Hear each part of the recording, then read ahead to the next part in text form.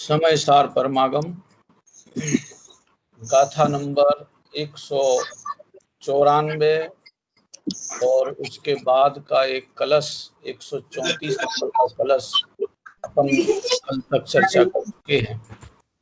आज जो चर्चा है वो गाथा 195 की है, जिसमें ये सामर्थ्य बताएंगे कि ज्ञान कैसी क्या कितनी पावर रखता है, ज्ञान में कितनी पावर है, कैसी पावर है और क्या पावर है। 196 नंबर जो अगली गाथा आएगी उसमें वैराग्य में क्या पावर है, वो कैसी पावर रखता है, क्या कर सकता है, ये 196 नंबर में चर्चा आएगी। दो ही चीजें हैं जिनको भगवान जिनेंद्र की वाणी में पावरफुल बताया है, एक है ज्ञान और दूसरा है वैराग्य। अब ज्ञान के धनी को ज्ञानी कहते हैं, ज्ञान के धनी ज्ञानी कहलाते हैं, माने जिनने ज्ञान धन को पाया है, जो ज्ञान धन को भोगते हैं और जो ज्ञान धन में मगन रहते हैं, ऐसे तीन तरह के ज्ञानी बताए। जिनके पास ज्ञान धन है एक ज्ञानी वे, जो ज्ञान धन को भोगते हैं एक ज्ञानी वे, और एक जो ज्ञान धन में भोके भोग में निरंतर लवलीन रहते हैं एक ज्ञानी वे। ये तीन तरह के ज्ञानी हो गए। अब ये तीन तरह के ज्ञानियों में मैंने विस्तार से तो तीन नाम बता दिए, संक्षेप में इन तीनों को कोई एक एक नाम दे करके बताएं। आप लोगों में से अभ्यास तो अपन रोज कर रहे हैं। जिसके पास ज्ञान है वह ज्ञानी, जो ज्ञान का अनुभव करते हैं भोगते हैं वे ज्ञानी, और जो ज्ञान के भोग में निरंतर लवलीन रहते हैं वे ज्ञानी। अभी तीन तरह के ज्ञानियों में कहीं अपनी भी गिनती आती है कि नहीं आती है, ये निर्णय करना है।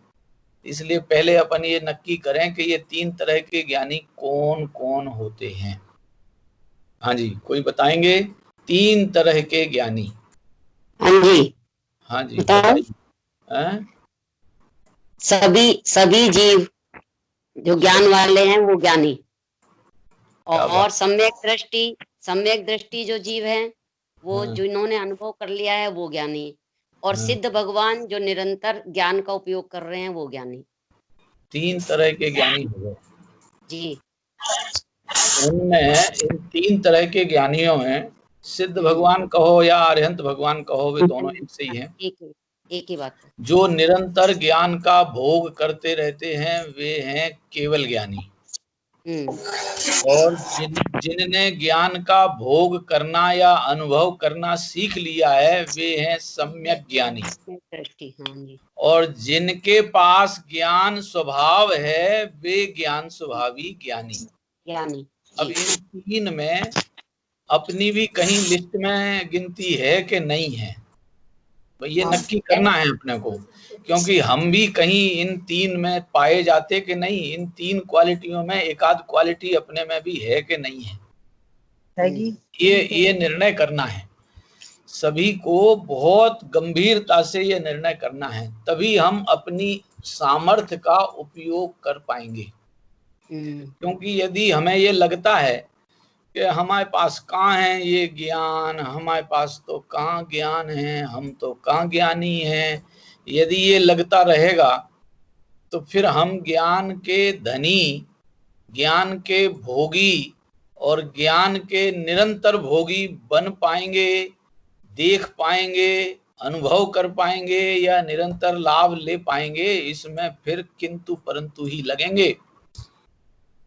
यदि अपन ने ये अनुभव नहीं कर पाया या निर्णय नहीं कर पाया कि इन तीन ज्ञानियों में मेरी भी एक जगह तो गिनती है। हाँ जी, है, ज्ञान स्वभाव है, एक जगह तो अपनी भी गिनती है, क्योंकि जितने इस विश्व में जीव हैं विश्व में जितने जीव हैं वे सब के सब जीव ज्ञान स्वभावी ज्ञानी हैं। सब जीव। अब देख लो भैया, अपन जीवों की गिनती में आते हैं कि नहीं आते हैं? यदि अपन मनुष्यों की गिनती में अपने को गिनते हैं तो ज्ञानी पना अपने को दूर के ढोल दिखाई देंगे। जी जीव तो हम सभी हैं। कहने की बात है या मानने की बात है? कहने में ही आ रहा है। जीव तो हम अपने को कहते ही कहते हैं। बात ये देखना है कि अपने को जब जीव कह रहे हैं तो समझना भी पड़ेगा, क्योंकि समझने की ताकत हमारे पास ही है, अजीवों के पास समझने की ताकत नहीं है।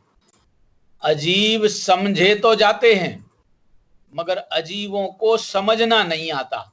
समझना तो जीव को ही आता है, चाहे जीव को समझे और चाहे अजीव को समझे, समझना जीव को ही आता है। अब अपन देखो, अपन अपने को समझ का पिंड या समझदार समझते हैं कि नहीं समझते?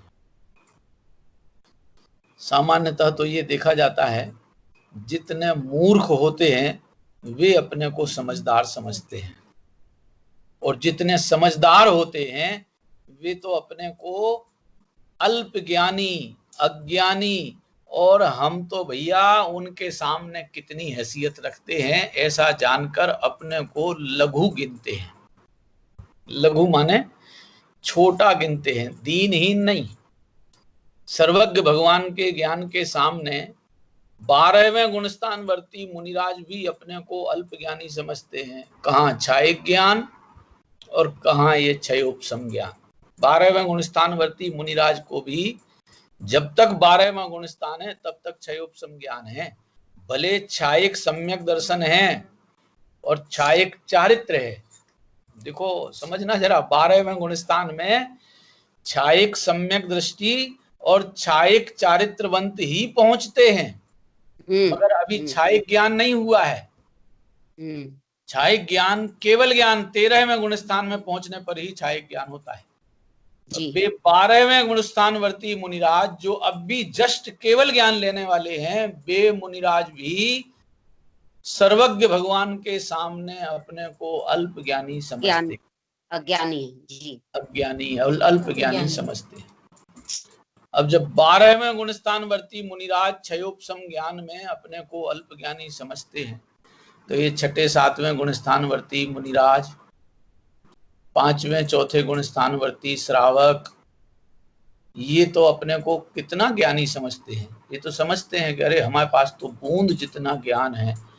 सर्वज्ञ भगवान और उन मुनिराजों का, गणधरों का ज्ञान तो अनंत है। ऐसा जानकर अपने को अल्प ज्ञानी समझते हैं। और जिनने ज्ञान स्वभाव का वेदन करना नहीं सीखा, उन्हें कभी ये अनुभव में नहीं आता कि मैं अज्ञानी पने की जीवन लीला जी रहा हूं। अब ये जरा चेक करना पड़ेगा कि अपन अपने को कभी मूर्ख समझते हैं? भले चाहे दुखी हो रहे हो, भले चाहे पीड़ित, परेशान और कसायों में पीड़ित हो रहे, दुखी हो रहे हो, तो अभी अपने को जो समझते हैं वो हम तो सही समझते हैं, गलत तो दूसरे लोग समझते हैं, हम तो सब कुछ सही समझते हैं। यदि हम दही को बिलोकर घी निकालने के प्रयास में सपरेटा दूध के दही में मथानी चलावें, तो भी मथानी चलाते समय अपने को मूर्ख नहीं गिनते हैं, समझदारी गिनते हैं। सब क्रियाएं सवेरे से लेके शाम तक और शाम से लेके सुबह तक जितनी क्रियाएं आत्मज्ञान के बिना हो रही हैं, वे सब की सब क्रियाएं मूर्खता की हो रही हैं। चाहे इंद्रियों के काम करने वाले बने, चाहे इंद्रियों के मालिक बने, चाहे इंद्रियों की सामग्री के भोगने वाले बने, चाहे जिस लाइन में जाएं, हर जगह मूर्खता का धंधा चल रहा है भैया, अज्ञानी पने का धंधा चल रहा है। क्यों? क्योंकि ज्ञानी हो और दुखी हो, ये 3 काल में कभी संभव नहीं है।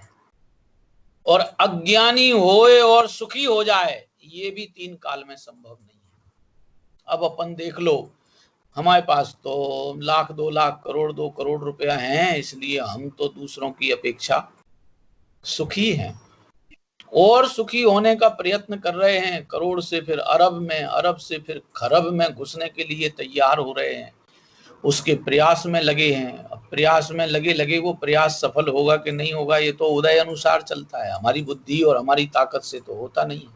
और हम अपने को उस सारी प्रक्रिया में लगाए लगाए अपने को बुद्धिहीन या अज्ञानी समझते हैं। समझते तो यही है कि हम बिल्कुल सावधान, हम तो 1 पैसे भर की भी भूल नहीं कर सकते, हम तो रत्ती भर भी भूल में नहीं रहते, हम समझदार हैं। अब ये समझने लायक है, जितने समझदार हैं वे तो अपने को अल्पज्ञानी समझते हैं और जितने ना समझ हैं वे अपने को समझदार समझते हैं। सारी लीला है ही उल्टी चल रही है। क्यों चल रही है? क्योंकि ज्ञान स्वभाव से अपने को ज्ञानी नहीं देखते, संयोगों से ज्ञानी देखते हैं, उदय प्रक्रिया से ज्ञानी देखते हैं। ये देखो, लोक की रीति बड़ी विचित्र है। लोक में बड़ी विचित्र रीति समझी जाती है। जब तक बालक बिना किसी से संबंधित अकेला रहता है तब तक उसको नादान कहते हैं। नादान है, अभी तो बालक कुंवारा है ना, कुंवारा, असंबंधित माने कुंवारा है, तब तक तो वो बच्चा है, नादान है, मूढ़ है, अज्ञानी है। और जहां वो 2 पैरों से और जुड़ता है, 2 पैरों से जुड़ना माने समझ रहे हैं, शादी होकर के चौपाया होता है, जहां चौपाया हुआ वहां से सबकी नजर में वह समझदार हो गया। जब तक 2 पाया था तब तक सबकी नजर में नादान कहलाता था, और जब से चौपाया हुआ तो सबकी नजर में समझदार हो गया। और कदाचित 2 पांव और लग गए, 6 पाया हो गया, 8 पाया हो गया, तो फिर तो समझ का भंडार हो जाता है, समझाने के लिए तैयार हो जाता है। अब समझने लायक है कि ये जन्म से 2 पांव लेके आया हुआ व्यक्ति बाद में 2 पांव जोड़कर अपने को चौपाया बनाते हुए समझदार हुआ है कि मूर्ख हुआ है? बड़ी अपने ऊपर हंसी आने लायक प्रसंग है यदि ये समझ में आ जाए तो। 2 पांव वाला अपने को चौपाया समझने लग जाए, ये समझदारी का काम है कि मूर्खता का काम है? प्रकृति में 2 पाए मनुष्य होते हैं और चौपायों में, अब क्या कहें शब्द अच्छा देवें, पशु होते हैं चौपाए, जानवर होते हैं चौपाए, और गाली वाले शब्द में बोले तो ढोर होते हैं चौपाए। अब चौपाया होने पर हमने तो पशुपना अंगीकार किया है और समझते ये जा रहे हैं कि हम होशियार हो गए। ये यहाँ कितनी बड़ी खोटी मान्यता हमने अपने चित्त में धर ली कि हम समझदार हो गए। अब फिर जितने भी हम काम करेंगे वो सब हमारे काम समझदारी के दिखाई देते हैं। अब इस समझदारी के हो रहे हैं कि आकुलताओं को बढ़ाने के हो रहे हैं? जब आकुलताओं के बढ़ाने के काम हो रहे हैं तो फिर समझदारी के कहां से कहलाए? समझदारी तो वहां कहलाए कि जहां अपने को असंबंधित देखते हुए साथ में भले हम किसी के भी रह लें मगर संबंधित अनुभव नहीं करें, यह समझदारी है। तीर्थंकर गण, तीर्थंकर महाशय भी 19 तीर्थंकर ऐसे हुए हैं, 24 में से 19 तीर्थंकर कि जिनने 2 से 4 पाया पना ग्रहण किया है, माने शादियां की हैं। किसी ने 2, किसी ने 1, किसी ने हजारों, किसी ने 96,000, ऐसी भी शादियां की हैं। शादियां होने पर भी वे अपने को साथ में रहता हुआ समझते थे, साथी नहीं गिनते थे। साथ में रहता हुआ गिनेंगे, साथी नहीं गिनेंगे। साथ में रहने पर हम साथ वाले की समस्याओं से कभी कभी जूझते भी दिखाई देते हैं, उनसे उलझते भी दिखाई देते हैं, पर उनके कर्ता, भोक्ता, मालिक नहीं बनते हैं। ये जो अंतर फर्क है, हम भले दूर रहें मगर अपने को साथी गिन के चलते हैं, वे भले साथ रहें तो भी अपने को साथ में ही देखते हैं, साथी नहीं गिनते। कितना बड़ा फर्क है। अज्ञान में दूर रहता हुआ भी अपने को साथी गिनता है, और ज्ञान में साथ में रहता हुआ भी अपने को साथ में ही देखता है, साथी नहीं देखता, संबंधित नहीं देखता, अपने को असंबंधित और दूसरे को भी असंबंधित देखने की आदत डाल के बैठा जीव बंधनों में नहीं फंसता। जो संबंध में जुड़ेगा वो बंधनों से फंसेगा। जब तक संबंध नहीं जोड़ेंगे तब तक बंधन का चक्कर हमारे सिर लगना ही नहीं है। साहब उदय की परंपरा तो चलेगी कि चलने दो, उससे क्या फर्क पड़ता है। वो उदय की परंपरा जब संबंधित होते हैं तब बंधन में कारण बनती है, यदि संबंधित ना हो तो बंधन में कारण नहीं होती, निर्जरा हो जाती है। उदय परंपरा दोबारा देख लो, उदय परंपरा संबंधित होने पे बंध का कारण बनती है, और उदय परंपरा यदि असंबंधित रहते हुए ज्ञाता दृष्टापने से देखी जाए तो वो उदय परंपरा निर्जरा का कारण बन जाती है। कोई सा भी उदय कभी भी किसी को बांधने में समर्थ नहीं है, वो तो निर्जरित होने के लिए ही है, मगर हम संबंधित होकर उनसे नया बंधन जोड़ लेते हैं। अभी संबंधित होना माने अटैचमेंट। अब हमको दो पद्धतियां आती हैं, या तो अटैचमेंट जोड़ना आता है और या डिटैचमेंट करके संबंध तोड़ना आता है। संबंध जोड़ना ये राग का परिणाम है, और संबंध तोड़ना ये द्वेष का परिणाम है। ज्ञानी न संबंध जोड़ता है और न संबंध जोड़ता है, फिर कैसे रहता है? असंबंधित रहता है। इसको हिंदी में अंग्रेजी में कहें तो अनअटैच्ड रहता है। अनअटैच्ड यदि अपन ने अपने को देख लिया तो फिर भले साथ रहो, वो साथ निर्जरा का ही कारण बनता है, बंधन का कारण नहीं बनता। जयसेनाचार्य देव ने 194 गाथा की टीका में एक छोटा सा उदाहरण दिया है। जयसेनाचार्य देव की जो संस्कृत टीका है उसमें एक छोटा सा उदाहरण दिया है। देखो मैं पढ़ता हूं, पूरी टीका में ही संक्षेप में आ जाएगा। अब भाव निर्जरा का स्वरूप कहते हैं। जयसेनाचार्य देव की टीका पढ़ रहा हूं, संस्कृत में है, हिंदी में सामान्यतः उपलब्ध कम है। मेरे पास जो ग्रंथ है इसमें हिंदी में भी है। अब भाव निर्जरा का स्वरूप कहते हैं उदयागत द्रव्य कर्मों को, उदयागत उदय में आए हुए द्रव्य कर्मों को जीव के द्वारा भोगे जाने पर नियम से, निश्चय से, साता असाता के उदय के वश से, वस्तु स्वभाव से सुख दुख उत्पन्न होता है। वस्तु स्वभाव से सुख दुख उत्पन्न होता है। सम्यक दृष्टि जीव निरुपराग निर्विकल्प स्वानुभव से उत्पन्न होने वाले निरुपराग, निरुपराग माने जिस पे रंगत नहीं चढ़ी है, निरुपराग। उपराग माने रंगत चढ़ा हुआ, और निरुपराग माने जिस पे रंगत नहीं चढ़ी। अपन ने एक शब्द पहले पढ़ा था जयसेनाचार्य की टीका में, संवर जो आया था ना अपने सामने नाटक करने के लिए, वो बिना श्रृंगार के आया था, बिल्कुल जैसा है वैसा का वैसा सामने आया था, बिना एक्स्ट्रा लीपापोती के। क्योंकि आश्रव बंद रूप जो नाटक हैं उनमें तो लीपापोती होती है, और संवर निर्जरा का जो नाटक है इसमें कोई लीपापोती नहीं है, जैसे हैं वैसे सामने आ जाते हैं।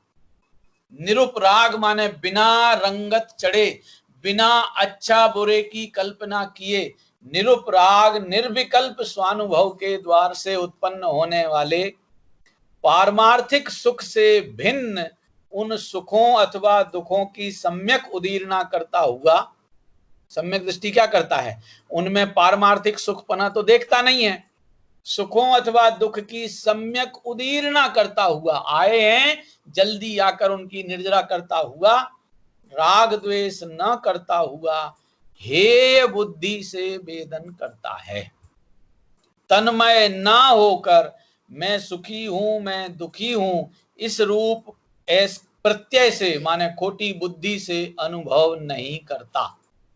इस कारण वह निर्जरा को प्राप्त होता है और अपने स्वस्थ भाव से निर्जरा का निमित्त होता है।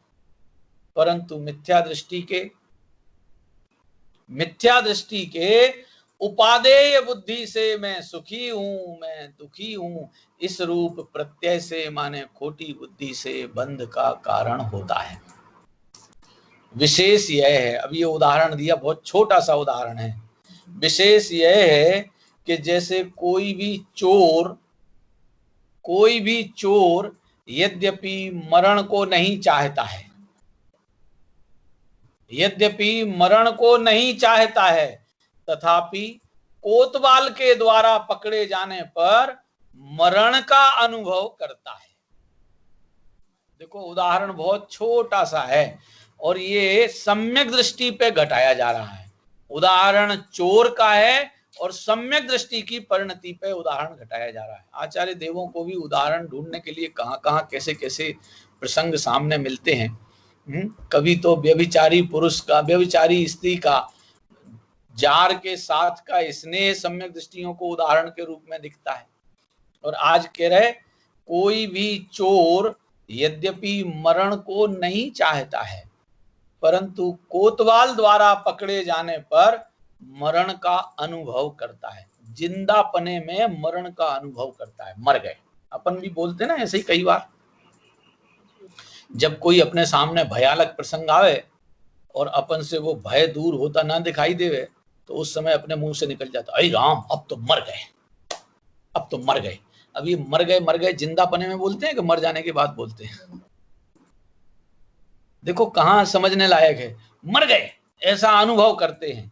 यद्यपि कोई भी चोर यद्यपि मरण को नहीं चाहता है, तथापि कोतवाल के द्वारा पकड़े जाने पर मरण का अनुभव करता है। उसी प्रकार सम्यक दृष्टि यद्यपि आत्मिक सुख को उपादेय जानता है, आत्मिक माने आत्मा के अनुभव से प्रकट हुआ अतीन्द्रिय आनंद ही आनंद रूप में अनुभव में आता है, आत्मिक सुख को उपादेय जानता है और विषय सुख को हेय जानता है।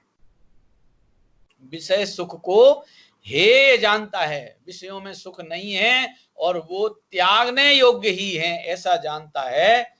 तथापि चारित्र मोह के उदय रूपी कोतवाल द्वारा पकड़े जाने पर, अब चारित्र मोह नाम का कोतवाल आया, उस चारित्र मोह नाम के कोतवाल द्वारा पकड़े जाने पर उन भोगों का अनुभव करता है।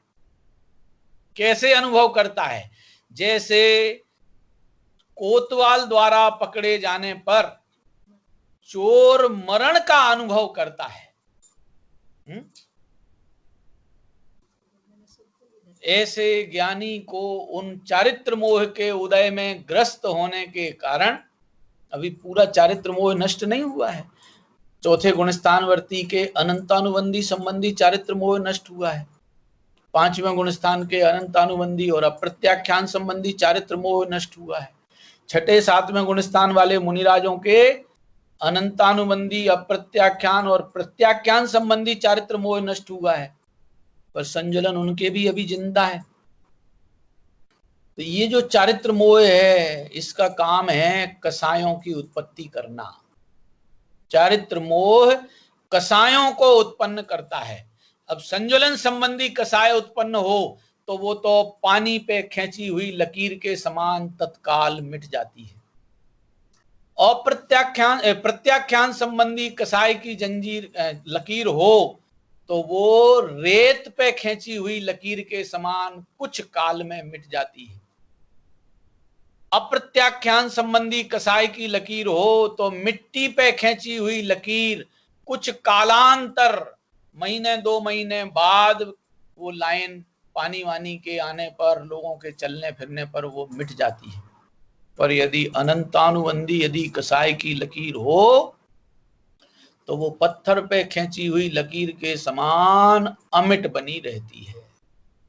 अब ये मैंने 4 उदाहरण आप सबके सामने रखे, इनको मैंने संज्वलन, प्रत्याख्यान, अप्रत्याख्यान और अनंतानुबंधी के हिसाब से 4 उदाहरण दिए।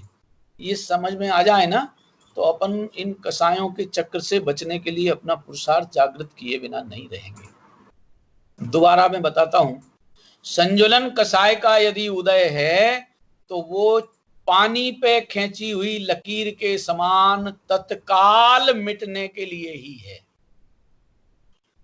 प्रत्याख्यान संबंधी कसाय की लकीर है तो वो रेत पे खींची हुई लकीर के समान कुछ काल में मिटने के लिए है। अप्रत्याख्यान संबंधी कसाय की लकीर यदि खींची है तो वो कालांतर में, महीने 2 महीने 6 महीने के काल में नष्ट होने लायक है, मिट जाने लायक है। परंतु यदि अनंतानुबंधी की लकीर अपन ने कसाय की खींच रखी है तो वो अमिट बनी रहने वाली है।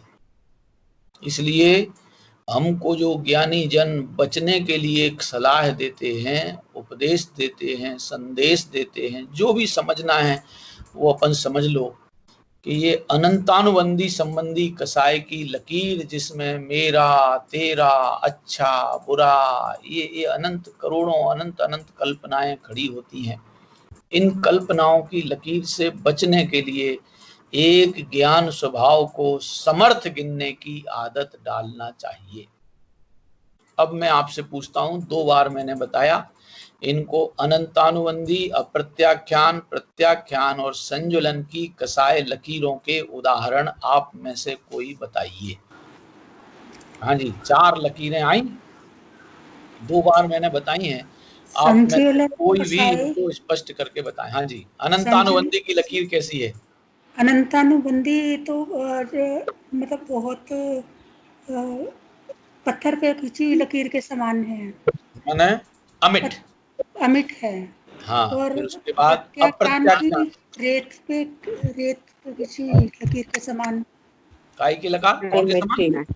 मिट्टी पे चलो आपस में सलाह मत दो, अपने आप बोलने दो ना। अपने पास यदि कोई गलती रह जाएगी तो ये गलतियां कोई लाल निशान लगाने के लिए नहीं है, ये गलतियां निकलने के लिए अपन अपना अभ्यास कर रहे हैं, समझ में? एक जवाब देवे तो एक जवाब दो, बाकी सुनो, और फिर जब एक का जवाब पूरा हो जाए तब आप में से कोई दूसरा भी जवाब देने के लिए तैयार होइए। हाँ जी, पहले जो बोल रहे हैं वो बोलिए। पहली अनंतानुबंधी की लकीर पत्थर पे खींची हुई लकीर के समान। बहुत बढ़िया, बहुत बढ़िया। हाँ जी। और प्रत्याख्यान की मिट्टी पे खींची हुई। बिल्कुल बराबर। प्रत्याख्यान की रेत पे खींची हुई। अच्छा। और संज्वलन की पानी पे खींची हुई। पानी पे खींची हुई। अब मैं आपसे पूछता हूँ, इन चारों, अब जो जवाब दे रहे थे उन्हीं से ही, अभी दूसरा नहीं बोलिएगा, इन चारों में से अच्छी लकीर कौन सी है? संज्वलन। क्या बात है, कसाई अच्छी होती है? नहीं, कसाई अच्छी नहीं होती, पर सबसे फिर आपने जवाब देना था कोई भी अच्छी नहीं होती है, कोई भी अच्छी नहीं होती है, तो कला है, यही कला सीखना है। अरे इन चारों में से कोई सी भी लकीर अच्छी नहीं है, अच्छी तो चारों की चारों खराब हैं, मगर अनंतानुबंधी वाली लकीर सबसे निकृष्ट लकीर है, सबसे खतरनाक लकीर है। हमें इससे बचने के लिए ही उद्यम करना है। आ गया ख्याल में? तो ज्ञानियों के भी अभी 3 कसाय चौकड़ियों का संयोग है, इसलिए उनको ये चारित्र मोह के द्वारा, उदय रूप कोतवाल द्वारा पकड़े जाने पर उन भोगों का अनुभव करता है। इस कारण वे भोग निर्जरा के निमित्त हैं। इस प्रकार भाव निर्जरा का कथन पूरा हुआ। हाँ जी, सबके समझ में आ गया ना? कसाय की कोई सी भी लकीर हो, अच्छी तो कोई सी नहीं है, पर पहले जो लकीर उतारना है, मिटाना है, वो है पत्थर की लकीर पे खींची हुई समान क्रोध मान माया लोभ की अनंतानुबंधी, और उसके मिटाने का उपाय कठिन नहीं है, एकदम सरल है। परसों मोदी जी ने एक बहुत छोटा सा शब्द कहा था, हमें अपने भारत को आत्मनिर्भर बनाना है। एक सुना होगा आप लोगों ने मोदी जी के संदेश में, हमें अपने भारत को आत्मनिर्भर बनाना है और ये हमारे पास ताकत है। और कहोगे कैसे पता चला कि अभी 2 महीने से कोई इंपोर्टेड आइटम आपके पास नहीं आ रहे और आपकी जिंदगी चल रही कि नहीं चल रही आनंद से? हाँ जी, बाहर का कोई भी इंपोर्टेड आइटम आपके पास नहीं आ रहा है, ब्रांडेड नेम वाले कोई भी आइटम नहीं आ रहे, सब लोकल आइटम आपके पास आ रहे थे जो स्टॉक में पड़े हैं वो तो आ रहे हैं पंडित जी। हाँ जी, जो स्टॉक में पड़े हैं वो आ रहे हैं। हाँ, तो स्टॉक में जो रखा था वो लोकल है, घर का, उस लोकल से अपना 2 महीने का 1.5 महीने का काम चल रहा है। इसका मतलब जब हम 2 महीने का काम लोकल सामग्री से कर सकते हैं तो अपने को लोकल को महत्वपूर्ण गिनने की आदत डालना सीखना चाहिए, जिसको उन्होंने बहुत बढ़िया शब्दों में बांधा था, लोकल को वोकल बनाओ, पकड़ के रखना भैया, लोकल को वोकल बनाओ, ग्लोबल अपने आप हो जाओगे। आज की डेट में जितने भी ग्लोबल हैं वे सब अपने लोकल को वोकल बनाकर ग्लोबल बने हैं। अपन ने अमरचंद्राचार्य महाराज का कलश भी पढ़ा था, आज तक जितने सिद्ध हुए हैं उनने अपने ज्ञान में भेद ज्ञान की ज्योति जलाई, अपने ज्ञान को भेद ज्ञान कला से पसंद किया, वोकल बनाया लोकल को। अपना ज्ञान तो अपने लिए लोकल है। हाँ जी, ये लोकल है माने समझ रहे, अपना ज्ञान अपने लिए सदा हाजिर है। तो देखो, दूसरे का ज्ञान तो अपने को कभी कभार ही सुनने समझने को मिलेगा, अपना जो समझदार समझने का स्वरूप लक्षण लिए हुए ज्ञान स्वभाव है वो तो अपना अपने पास सदा काल उपलब्ध है। हमारे गुरुदेव कहा करते थे, बहुत बढ़िया शब्द देते थे, हाजरा हजूर भगवान आत्मा। हाजरा हजूर माने सदा मौजूद, सदा उपलब्ध, ऑलवेज अवेलेबल। अपना ज्ञान अपने पास ऑलवेज अवेलेबल है। इस ज्ञान को हमने महत्वपूर्ण समझा, वोकल बनाया, तो ग्लोबल होने में, केवल ज्ञान होने में देर नहीं लगना है। इसलिए बहुत सरलता से अपने को आत्मनिर्भर बनाने के लिए उद्यमवंत होना चाहिए। देखो, आत्मनिर्भर बनने की कला बताई और हमारा अपना पराधीन रहने की आदत में वही अपने को आलोचना का विषय बन गई। ये देखो, सब अलग अलग अपनी अपनी मानसिकताओं के खेल बनते हैं। मुझे राजनीति से कुछ लेना देना नहीं है, मेरा कोई सब्जेक्ट नहीं है राजनीति, ना मैं मोदी जी का प्रशंसक और ना निंदक, मगर जो उन्होंने चर्चा अपने देश को आत्मनिर्भर स्वतंत्र हैं, तो स्वतंत्र होकर परनिर्भर क्यों रहें? जब हम स्वतंत्र देश के निवासी हैं तो दूसरों के ऊपर निर्भर क्यों रहें? हमारे पास अपना घर का वैभव इतना अपरंपार है कि यदि हम अपने वैभव को कीमती गिने और उसके दोहन की आदत में डालें तो वो ताकत हमारी है, जिसको पहले कहा जाता था हिंदुस्तान तो सोने की चिड़िया है, जीव तो अनंत गुणों का भंडार है, शक्तियों का संग्रहालय है, स्वभाव का समुद्र है। ऐसा जो अपना भगवान आत्मा का स्वरूप है, इसको अपन अपनी नजर में महत्वपूर्ण गिनने की आदत डालो, और ये महत्वपूर्ण गिनने की आदत डालने पर सर्वज्ञता गिफ्ट में आने वाली है, ग्लोबल पना ऑटोमेटिक अपने पास हो जाने वाला है।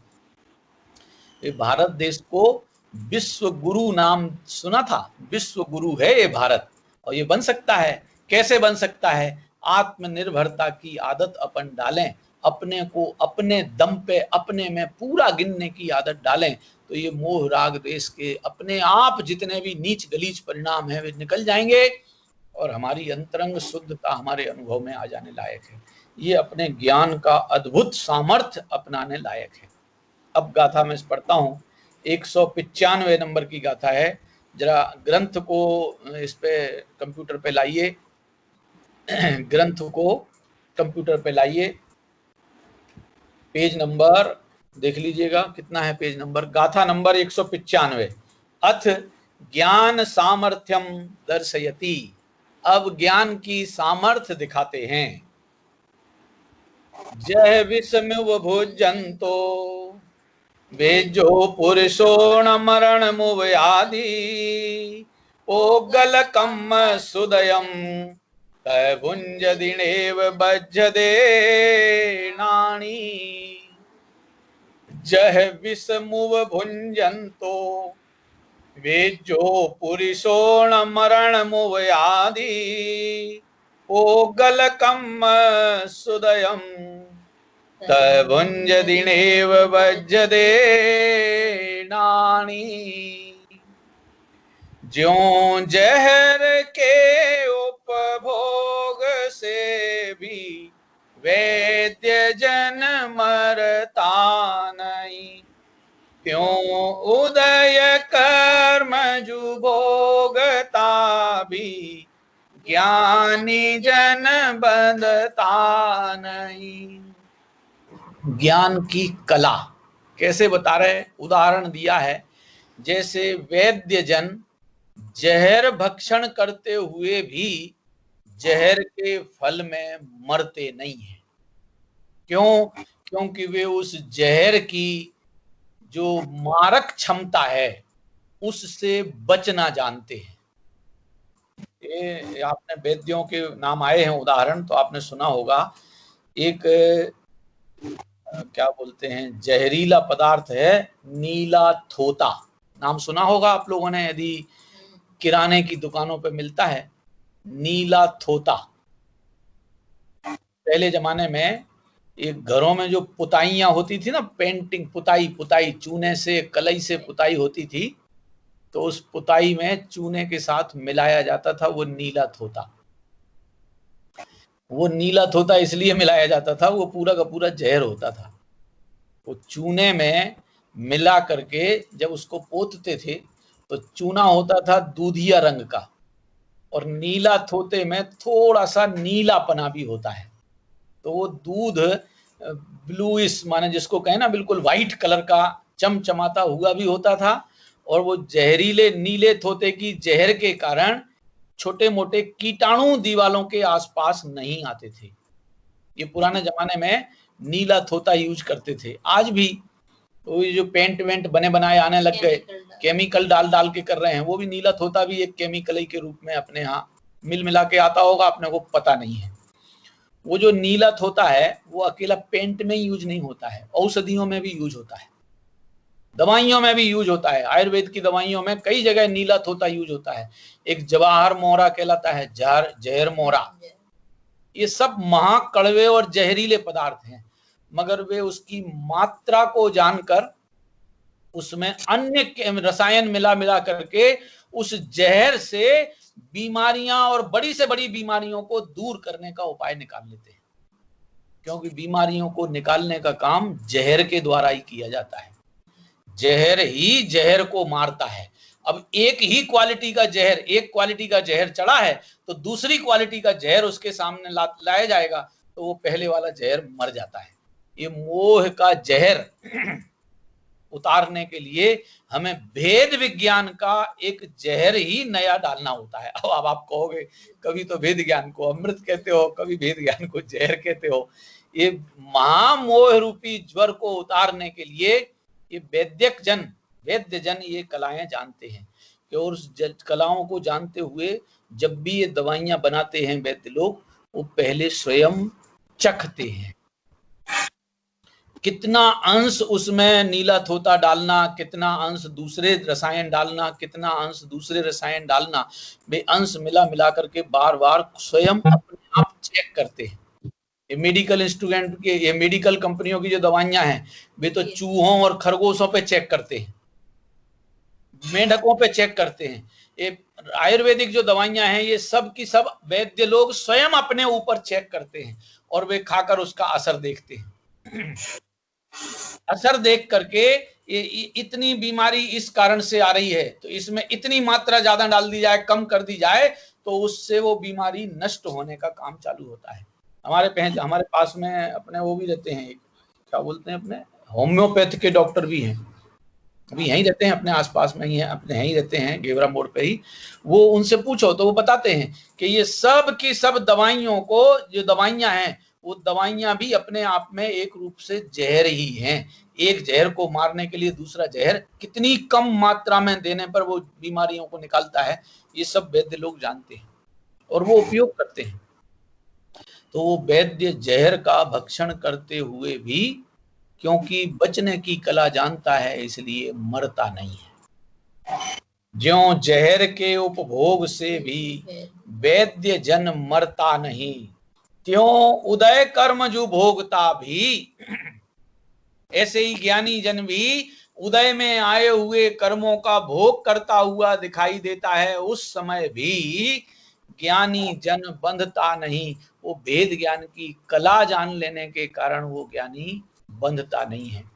एक उदाहरण मैंने बीच में कुछ दिनों पहले दिया था, पंचास्तिकाय संग्रह ग्रंथ में अमृत चंद्राचार्य देव ने वो उदाहरण दिया है, नाग और नेवले का। सुना होगा, यदि आपने उस दिन अवेलेबल हुए हो तो आपने वो उदाहरण सुना भी होगा, और हो सकता है कुछ लोग उसमें नहीं भी हो, तो मैं दोबारा सुना देता हूं, छोटा ही सा है। नेवले के पास तीक्ष्ण चोंच है, तीक्ष्ण माने पैनी धार वाली चोंच है, और नाग के पास जहर है। इन दोनों में परस्पर महाविरोध चलता है। नाग कभी भी इस नेवले को देखकर उसे जिंदा बचने लायक नहीं छोड़ना चाहता है। नेवला बहुत चतुर होता है। नाग जो है, सांप जो है, वो मूर्ख होता है, प्रमादी भी है और मूर्ख भी है। और नेवला बहुत अलर्ट है और चतुर है, और पैनी धार वाली उसकी चोंच है। क्या होता है, नेवले के पास जहर नहीं है और सांप के पास पैनापन नहीं है। सांप यदि नेवले को काट लेवे तो जहर चढ़ जाता है और मर जाएगा। तो नेवला क्या करता है कि नेवले को भी चैन तो नहीं पड़ती है ना, वो भी छेड़े बिना मानता नहीं है। ये भेद विज्ञान रूपी नेवला मोह को छेड़ता है। समझना जरा, उदाहरण बहुत बढ़िया दिया है आचार्य देव ने। वो नेवला उसको पहले पूंछ की तरफ से चोंच से चोट मारता है। जब चोट पड़ती है नाग के ऊपर तो वो नाग एकदम झपट्टा लेकर के गोल पिंडली बनाकर उसको डसना चाहता है। वो नेवले के पास चतुरता इतनी है, स्पीड बहुत फास्ट है, एकदम भाग लेता है। भागते भागते जब नाग की पहुंच, नाग को ऐसा लगता है कि बहुत दूर चला गया, तो वो खड़ा हो जाता है। तो नेवला पीछे से छुप छुपा करके दोबारा चोट मारने आता है। दोबारा चोट मारता है तो सांप तिल मिला जाता है और फिर डसना चाहता है, और वो डसने से बचता रहता है। अब वो क्या होता है कि नेवला कब तक डसने से बचा रहता है कि वो जब तक उसे नाग दमनी बूटी नहीं मिलती। भक्तामर जी में पढ़ा था, त्वन्नाम नाग दमनी हृदयस्य पुंसः। वो नाग दमनी बूटी तक पहुंचता है, तब तक वो नाग को छेड़ते छेड़ते अपने आसपास इर्द गिर्द घुमाता रहता है। और फिर क्या करता है कि वो नाग दमनी बूटी सूंघ लेता है नेवला। बीच में एक आध बार यदि नाग का जहर, नाग का तक पकड़ा गया, नाग के द्वारा नेवला पकड़ा गया, तो नाग उसको काट देवे। तो वो एकदम फटाक से उस नाग दमनी बूटी के पास पहुंचता है, और नाग दमनी बूटी सूंघता है, सूंघते ही जहर उतरता है, और जहर उतरते ही फिर वो बार बार नाग के ऊपर अटैक करता है, जिससे नाग मारा जाता है और नेवला अपने आप नाग दमनी बूटी के दम पे बच जाता है।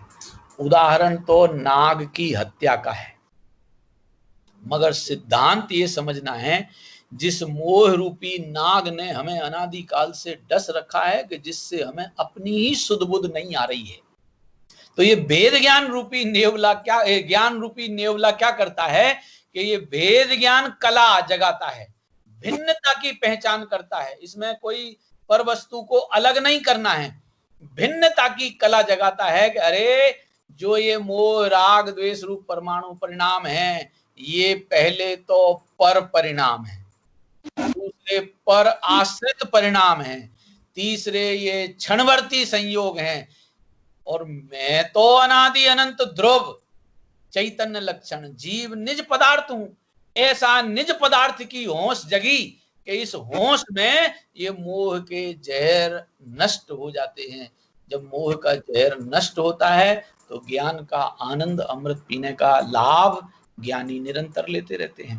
ये वैद्य जन इस कला के माहिर होते हैं। अब यहाँ वैद्य जन कहा, यहाँ ज्ञानी जन समझ लो।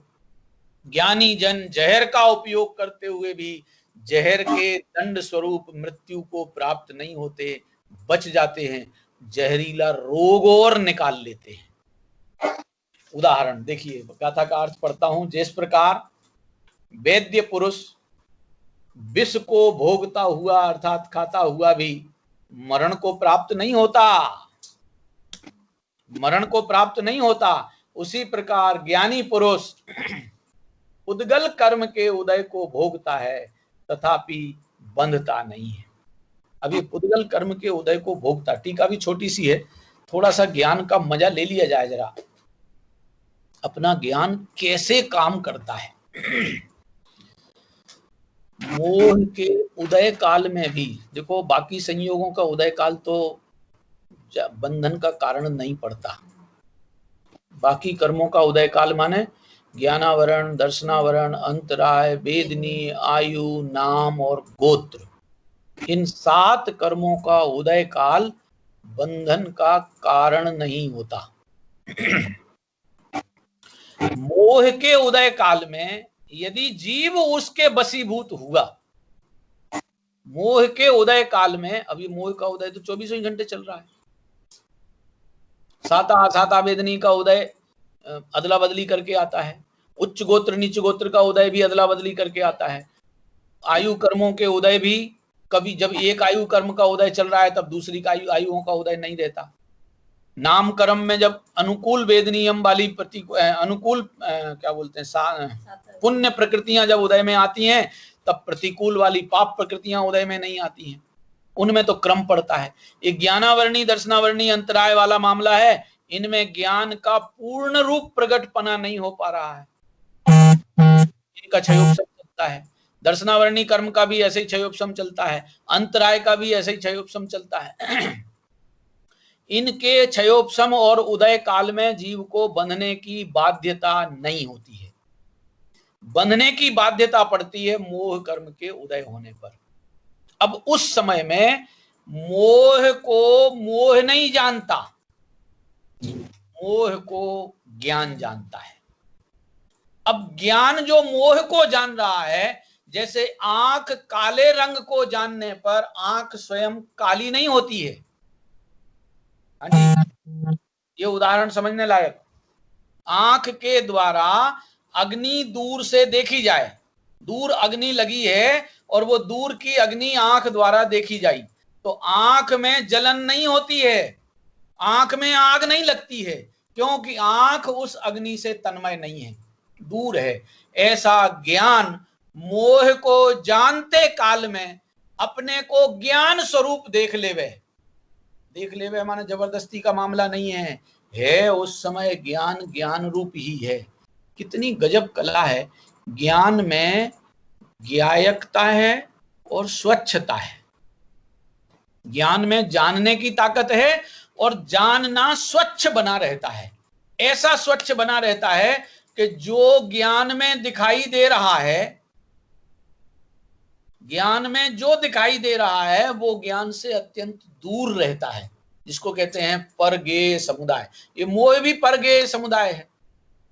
ये सब के सब ज्ञान में ज्ञान की स्वच्छता से दिखाई देते हैं, वह ज्ञान उस समय ज्ञान रूप ही रहता है, उस रूप या मोहादि रागादि रूप नहीं होता। क्यों नहीं होता?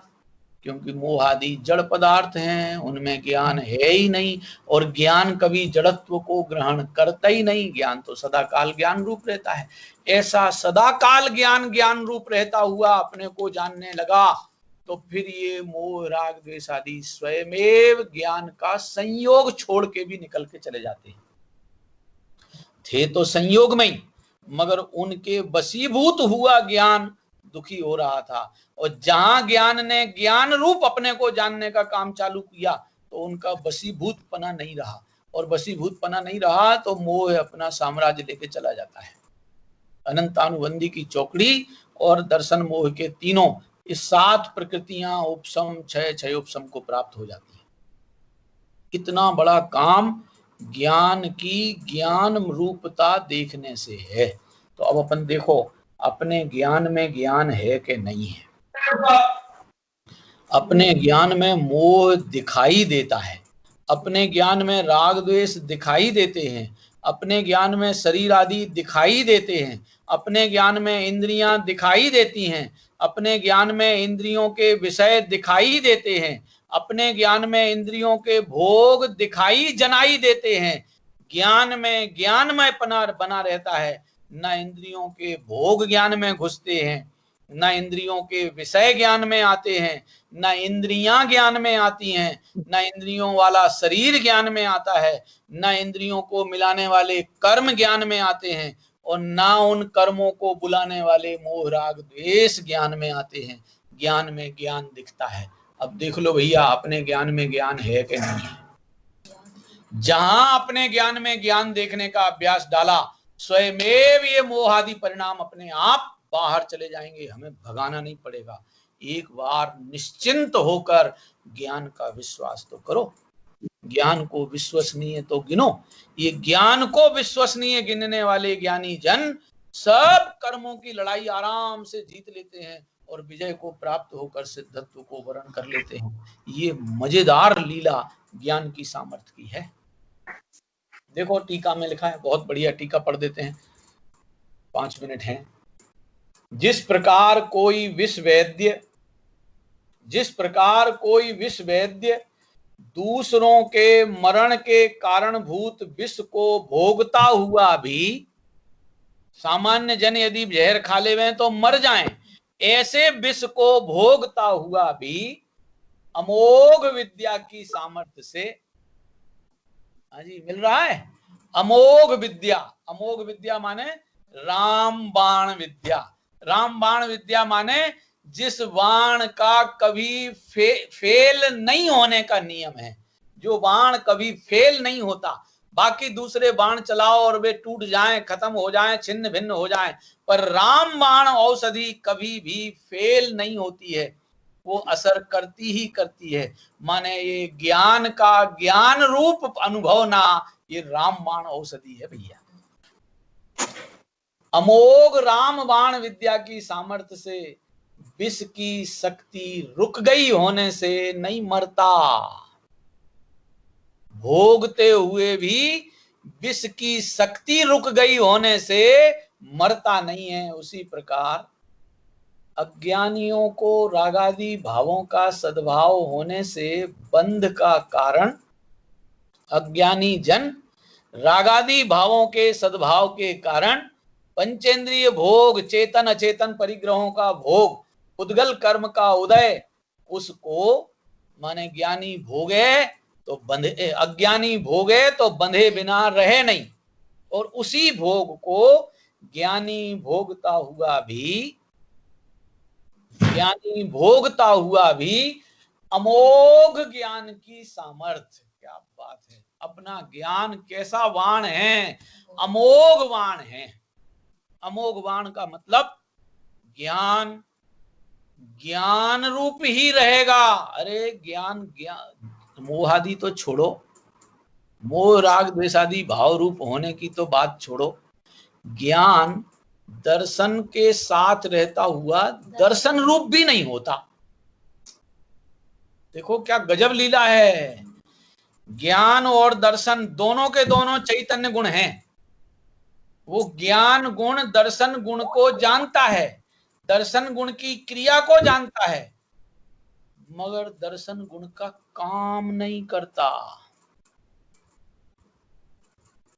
ऐसे अनंत गुण हैं ज्ञान के अलावा आत्मा में। उन अनंत गुणों को जानने का काम ज्ञान ही करता है। एकता, पूर्णता, अखंडता, स्वच्छता, विभुता, प्रभुता, पूर्णता, ऐसे अनंत चैतन्य गुण हैं। अब वे अनंत चैतन्य गुण अपने आप कुछ नहीं जानते हैं, उन सब को ज्ञान जानता है, मगर ज्ञान जानने पर भी उन रूप नहीं होता, उनका काम नहीं करता, अपना जानने का काम करता है। जब ज्ञान जानने का ही काम निरंतर करता है, वो दर्शन, श्रद्धा, चारित्र इत्यादि के काम नहीं करता, सबके काम जानता है। मगर जानने रूप ही रहता है। इतना स्वच्छ निर्मल रहने वाला जब घर में ही, अपने घर में ही वो अपना काम दूसरों का नहीं करता, अपना ही काम करता है, तो जो पर पदार्थ हैं मोह राग द्वेष रूप विकारी परिणाम पराश्रय से आए, कर्म उदय से आए, पुद्गल संयोग से पैदा हुए, उनके काम ज्ञान कैसे करेगा। ऐसा यह अमोघ ज्ञान, टाइम पूरा 1 मिनट का काम है। अमोघ ज्ञान की सामर्थ्य द्वारा रागादि भावों का अभाव होने से, जब अमोघ ज्ञान का मजा ले लिया तो रागादि भावों की कलुषता अंतः परिणामों में नहीं रही। अभाव होने से कर्मोदय शक्ति रुक गई, होने से कर्मोदय की शक्ति, कौन सी शक्ति, बांधने वाली शक्ति, वो रुक गई होने से बंध को प्राप्त नहीं होता। ये कला ज्ञानियों ने सीख ली है। हम भी ज्ञान स्वभावी तो हैं ही है ना, एक ज्ञानी तो हैं, दूसरे ज्ञानी बनने के लिए तैयार हो जाओ ना, क्या तकलीफ है। जब ज्ञानी हो तो ज्ञानी बनने के लिए तैयार होने में अपने घर का क्या जाता है, आनंद ही आनंद मिलना है, आकुलताओं की छुट्टी होना है। ऐसे अनंत आनंद का साम्राज्य दिलाने वाला अपना ज्ञान स्वभाव वो अपन अपने पास है भैया। अपने पास क्या है, अपन स्वयं ही ज्ञान स्वभावी है। अपने को ऐसा ज्ञान स्वभावी देखो, असंबंधित देखो, अनअफेक्टेड देखो, अनटच देखो, ऐसा सदा शाश्वत विराजमान रहता हुआ अपना ज्ञान, ये अमोघ ज्ञान, अनादि अनंत ज्ञान, ये अपना स्वरूप है। ऐसे स्वरूप की प्रीति प्रतीति विश्वास होते ही ये बंधन की प्रक्रिया अपने आप रुक जाती है। ये ज्ञान की सामर्थ्य। अभी भावार्थ में है, और भावार्थ के बाद फिर अगली गाथा जो आएगी वो वैराग्य की सामर्थ्य 196 की है, वो अपन आगे कल चर्चा में लेंगे। सहजा